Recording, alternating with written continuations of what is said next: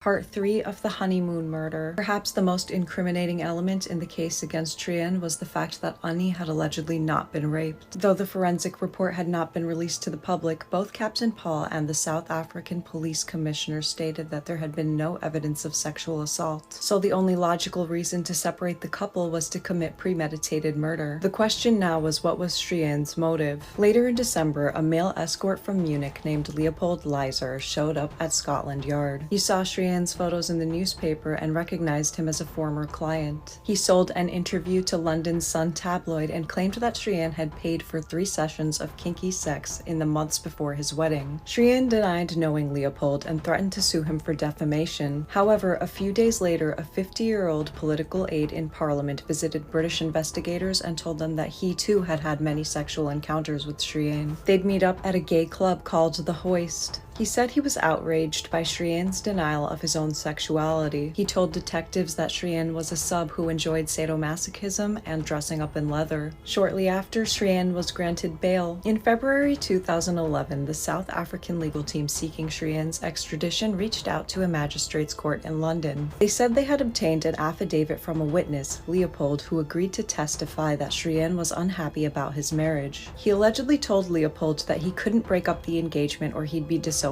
by his family. However, he still needed to find a way out of the marriage. Annie's family found this plausible, especially since Annie wasn't the first woman that Trian had been engaged to. He'd broken off a previous engagement with another woman. Upon looking back, there were other instances which appeared ominous. Annie's sister claimed that Annie called her 3 weeks before the wedding and said she wanted to call it off. Allegedly, Annie said that Trian was controlling and would berate her about petty things. Now, Trian had been talking to a freelance reporter named Dan Newling.